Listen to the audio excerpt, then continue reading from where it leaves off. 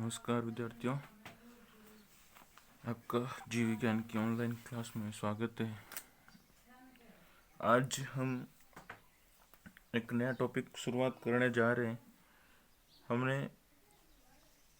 पीछे वाले वीडियो के अंतर्गत एंजाइम का एक महत्वपूर्ण पार्ट कंप्लीट कर लिया था, जिसका अंक भार आपका बोर्ड परीक्षा में 3 नंबर का था। आज हम उसी जूलॉजी का एक टॉपिक प्रतिरक्षा विज्ञान के बारे में अध्ययन करेंगे।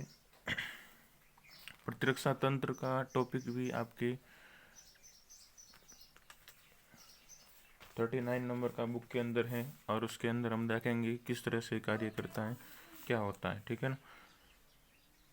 सबसे पहले शुरुआत करने से पहले बता दूं, अधिकतर चांस होते हैं वो यही है कि इस वीडियो के अंतर्गत इस चैप्टर में से हमारे अधिकतर छोटे प्रश्न आने की संभावना अधिक होती है। जहाँ तक आज तक के जितने भी प्रश्न पूछे गए हैं इस चैप्टर में से अधिकतर छोटे प्रश्न 2 नंबर का एक प्रश्न आता है। यानी इस चैप्टर में से अधिकतर संभावना ये रहती है कि आपके 2 नंबर का क्वेश्चन छोटा प्रश्न इसमें से आएगा। तो हम इसमें से एक एक लाइन को कंप्लीट करते हुए चलेंगे आगे। तो सबसे पहले शुरुआत करते हैं, प्रतिरक्षा तंत्र होता क्या है। प्रतिरक्षा तंत्र, नाम आपने सुना है। प्रतिरक्षा तंत्र रोगों से लड़ने की क्षमता, शरीर में रोग कारकों से, रोगाणुओं से, रोगजनकों से बचने के लिए एक तंत्र हमारे शरीर सभी के अंदर, प्रत्येक मनुष्य के अंदर रोगाणुओं से बचने के लिए एक तंत्र पाया जाता है और उसे हम क्या कहते हैं, प्रतिरक्षा तंत्र कहते हैं। ठीक है। प्रतिरक्षा क्या होती है, अब आपके सामने वर्ड आ चुका है प्रतिरक्षा। What is immunity. ठीक है ना। प्रतिरक्षा क्या होती है, तो प्रतिरक्षा की परिभाषा देखो, शरीर की वह क्षमता, हमारे शरीर की वह क्षमता जिसके द्वारा शरीर अपने ऊतकों को क्षतिग्रस्त करके या बिना क्षति पहुंचाए बाहरी पदार्थों की पहचान करके उन्हें निष्प्रभावित कर देता है। यानी हमारा ये शरीर है, मान लेते ये हमारा शरीर, ठीक है। शरीर की वह क्षमता जो शरीर के अंदर, अब शरीर या तो अपने ऊतकों को क्षतिग्रस्त कर भी सकता है, यानी रोगों से लड़ने के जिस समय हमारा शरीर का प्रतिरक्षा तंत्र रोग कारक से क्रिया करता है, तो शरीर के अंदर पाए जाने वाले उस प्रतिरक्षा की जिस समय प्रतिजन से क्रिया होती है, उस प्रतिरक्षा की प्रतिजन से क्रिया होती है, उस समय शरीर के ऊतक क्षतिग्रस्त हो भी सकते हैं और उन ऊतकों को बिना क्षति पहुंचाए इन प्रतिजनों को नष्ट करने की प्रक्रिया, उन प्रतिजनों को निष्प्रभावित करने की, प्रतिरक्षा क्या करती है, इन प्रतिजनों को निष्प्रभावित कर देती है, प्रतिजनों को निष्प्रभावित कर देती है और इसे हम क्या कहते हैं, प्रतिरक्षा कहते हैं।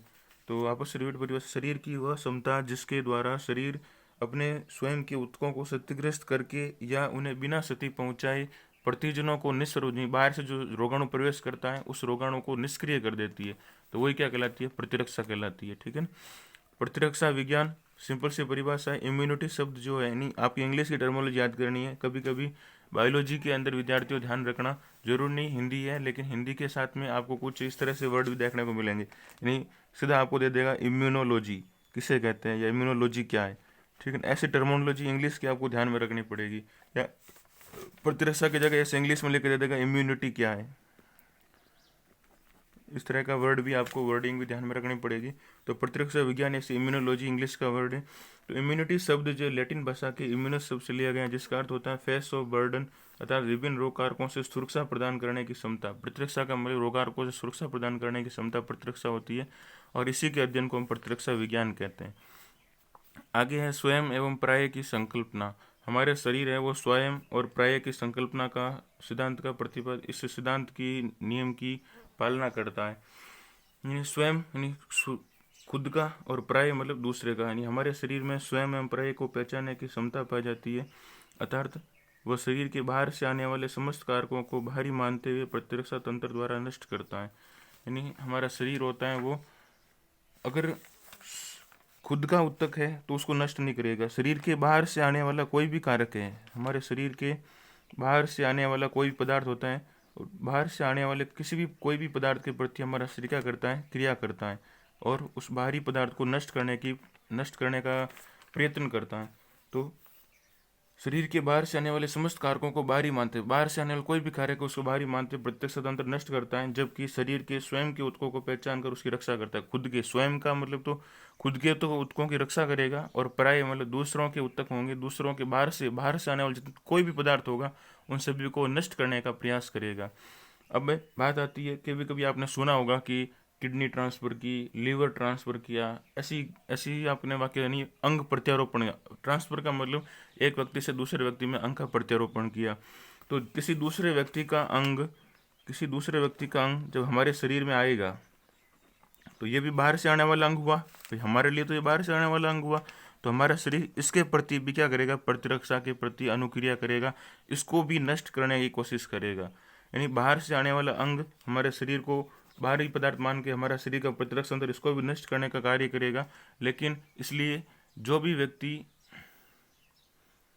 अंग प्रत्यारोपण की क्रिया करवाते हैं, अंग प्रत्यारोपण की क्रिया के समय उनको हमेशा जिंदगी भर के लिए कुछ एंटीबॉडीज दी जाती है, उनको एंटीबॉडीज लेनी पड़ती है ताकि वो अंग को नष्ट होने से बचा सके। ठीक है।